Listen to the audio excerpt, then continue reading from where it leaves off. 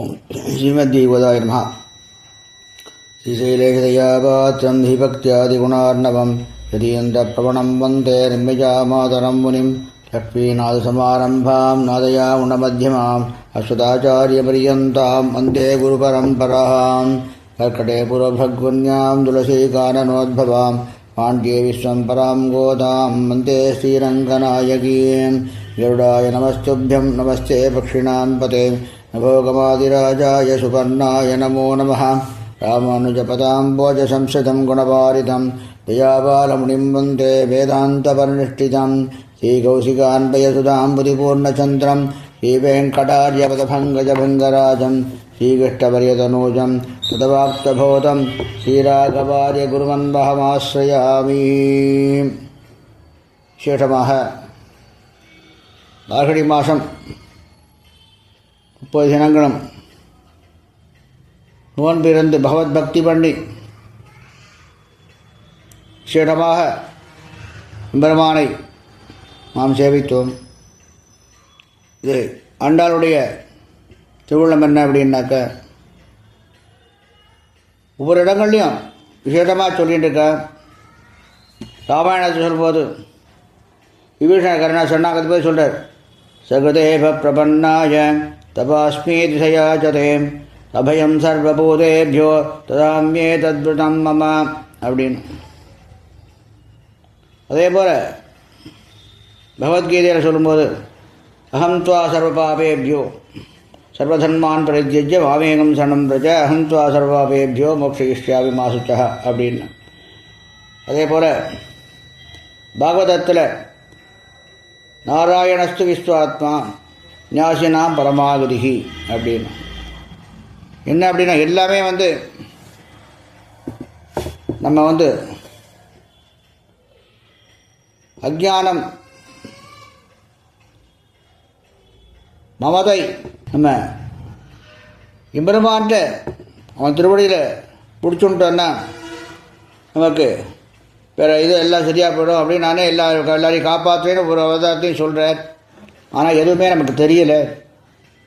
அது மாதிரி தெரியாமல் இருக்கிற பட்சத்தில் தான் சமயத்தில் தான் பூமி பிராட்டியான கோதை பூலோகத்தில் அவதரித்து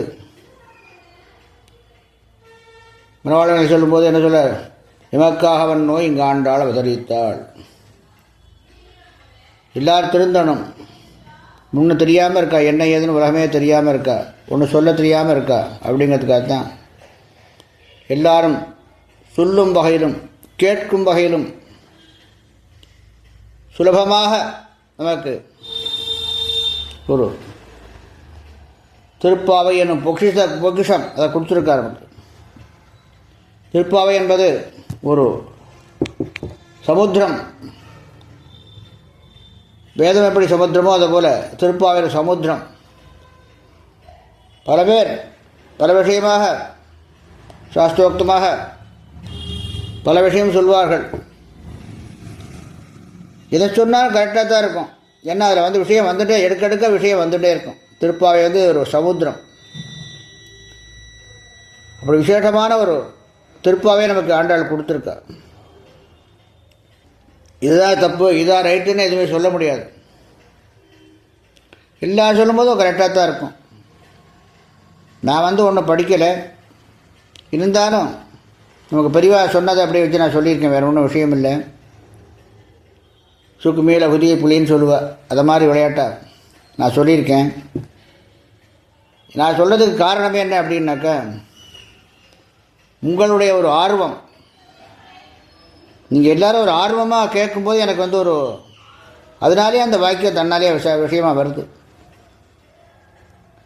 நீங்கள் ரொம்பன்னா எல்லோரும் எனக்கு ரொம்ப ஒரு எல்லாருமே பிரார்த்தனை பண்ணால், எல்லாருமே விசேஷம் சொன்னால் ரொம்ப விசேஷமாக இருந்ததுன்னு பிரார்த்தனை சொன்னேன்.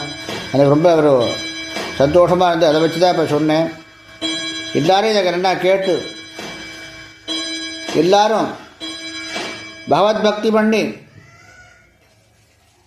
எம்பெருமானுடைய பரிபூர்ணமாக அனுகிரகம் பண்ண வேண்டும். ஒரு அன்பர் ஒரு கேள்வி கேட்டிருந்தார். எனக்கு அவருக்கு 3 குமாரத்தி, தாயா தகப்பனார் எல்லாம் இருக்கா. சுவாமி எனக்கு சம்சாரத்திலே வெறுத்து போச்சு, நான் பாட்டுக்கு எல்லா பாட்டுக்கு நான் பாட்டுக்கு காசியை பார்க்க போகிறேன் அப்படின்னு. அப்படியா? இதில் இப்போ விசேஷமான கதைகள்லாம் நிறையா விஷயங்கள்லாம் இருக்குது, அதெல்லாம் சொல்லிகிட்டே இருந்தாங்க, இப்போ நாள் போயிட்டே இருக்கும். தாயார் தாப்பனார் இருக்கார், 3 குழந்தைகள் இருக்குது, எல்லாரையும் காப்பாற்றக்கூடிய மனைவி இருக்கா, எல்லாரையும் காப்பாற்றக்கூடிய கடமை யார்? இவருடையது. ஒரு கடமைன்னு வரும்போது நம்ம என்ன பண்ணணும் அப்படின்னா, காட்சியில் போனால் மோட்சம் கிடைக்கணும் அப்படிலாம் நம்ம நினைக்க வேண்டாம். நம்முடைய கர்மாவை செய்யாமல், நம்ம கடமையை செய்யாமல் நம்ம எங்கே போனாலும் நமக்கு மோட்சம் கிடையாது. நமக்கு ஒரு கர்மா, அவர்களுக்கு உண்டான ஒரு கர்மாக்கள் இருக்கும். அதேபோல் அவர்கள் கர்மாக்களை ஒழுங்காக செய்ய வேண்டும். அதேபோல் அவர்கள் கடமைகளை செய்ய வேண்டும். தாய் தந்தை வயதானவர்கள் அவரை காப்பாற்ற வேண்டியது நம்முடைய கடமை, நாம் செய்ய வேண்டும். இதெல்லாம் உடம்புலேயே அப்படியே பிறந்தது, கூடையே பிறந்தது. அதெல்லாம் நம்ம விட்டுற முடியாது. அதெல்லாம் நன்றாக செஞ்சு அப்புறம்தான் நம்ம பாக்கி விஷயங்களை யோசனை பண்ணணும். ஆண்டவருடைய எது என்ன அப்படின்னாக்க, நம்ம பகவத் பக்தி பண்ணி சகல தோஷங்களும் விலகி சகல சௌபாகியங்களும் ஏற்பட வேண்டும் என்பதுதான் பிராட்டினுடைய திருவுள்ளம். அதுதான் இங்கே எல்லாருக்கும் நம்ம சொல்லியிருக்கா, அதுதான் நம்ம இது பண்ணிக்கணும். அப்புறம் இன்னொரு அன்பர் கேட்டிருந்தார், பெருமாளை சுவாமியை சேவிக்கும் போது அப்படியே கண்ண மூடின்னு சேவிக்கிறாளே, எப்படி கண்ண மூடி சேவிக்கலாமா அப்படின்னு. அதனுடைய அர்த்தம் தெரியல. அது என்ன அப்படின்னாக்க, பெருமாளை அப்படி ஆண்டாளை சேவித்ததும் அவர் திருவடியை அப்படியே மோத திருவடியும் திருமேனியை பார்த்ததும் நமக்கு அப்படியே ஒரு பூரிப்பு ஏற்படும். அது எப்படி அப்படின்னாக்கா, நம்ம மனசில் அப்படியே தியானம் பண்ணிட்டு, அதாவது ஆண்டாள் சொல்லும்போது என்ன, வாயினால் பாடி மனத்தினால் சிந்திக்க. நம்ம கண்ணால் பார்த்தா போகிற அது அப்படியே போயிடும். இப்போ பேப்பர்லாம் படித்தா ஏதோ மனசில் தங்குமா, ஒன்றும் கிடையாது. அதை மாதிரி நான் கூடாது, அதை பண்ண நம்ம மனசில் வாங்கிக்கணும். அதுதான் இதனுடைய விஷயம். கண்ணா முடின்னு அப்படி என்ன மனசில் எம்பெருமானை வாங்கிட்டு முடியாது. ஆஹா, நமக்கு என்ன தோஷங்கள் இருந்தாலும் நீ தான் விளக்கணும், எல்லா இதையும் அவன்கிட்ட சொல்லலாம். அது ஒரு விஷயம். இன்னொன்று, நம்ம கண்ணை திறந்துட்டு பார்த்துட்டே இருந்தோம் அப்படின்னாக்கா நமக்கு பிராட்டினுடைய அங்கேயே நேர கண்டு போகாது. ஏன்னா கூட்டங்கள் நிறையா வந்திருக்கும், ஒவ்வொருத்தரும் ஒன்று பண்ணிகிட்டு இருப்பேன். அப்படி தான் அலைபாயுமே தவிர வேறு எங்கேயும் போகாது. கண்ணை மூடின்னு சொல்கிறது நான் இப்போ நம்ம பிரார்த்தனை பண்ணுறதுனால அதனுடைய விஷயம் இது.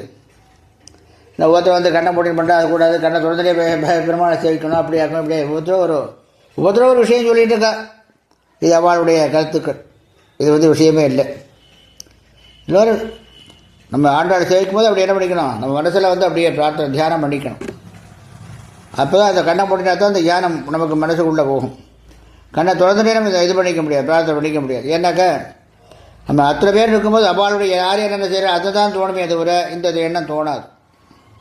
அதுதான் விஷயமே தவிர கண்ணை மூடி சேவிக்கிறதால அது ஒன்றும் இது கிடையாது. நம்ம மனசில் வாங்கி சேவிக்கணும், அந்த விஷயம். நம்ம எல்லோரும் ஆண்டாள் சொல்லிக் கொடுத்தது போல் எம்பெருமானை பிரார்த்தனை பண்ணி கலியுகத்தில் பகவன் நாம சங்கீர்த்தனம் அதுதான் நமக்கு எப்போதுமே உறுதுணையாக இருக்கக்கூடியது. அதை எல்லோரும் செய்து பகவன் நாமாவை எப்போது சொல்லி எம்பெருமானுடைய பரிபூர்ண அனுகிரகம் பெற வேணும். இந்த விதமான ஒரு மனசஞ்சலம் இல்லாமல் இருக்க வேண்டும். எல்லோரும் பாருங்கள், எல்லோரும் எம்பெருமானிடம் ஆண்டாள் சொன்னது போல எம்பெருமானை பக்தி பண்ணி பகவன் நாமாவை ஜபித்து எம்பெருமானுடைய பரிபூர்ணமான அனுகிரகம் பெற்று சகல தோஷங்களும் விலகி சகல சௌபாகியங்களும் ஏற்பட்டு வாழ வேண்டுமாய் ஸ்ரீ கோதாநாயகா பக்ஷிராஜன் சமேத ஸ்ரீ ராஜகோபாலன் திருவடியில் பிரார்த்திக்கிறேன். அடியேன் திருவலவெஞ்சுமூர் நிலவாடி ராஜகோபாலதாசன் ஸ்ரீமதி விட்டுஜித்தாரிய மனோநந்தனஹேதவே நந்தநந்தன சுந்தரியை கோதாயை நித்யமங்கலம் லோகா சமஸ்தா சுகினோ பவந்து.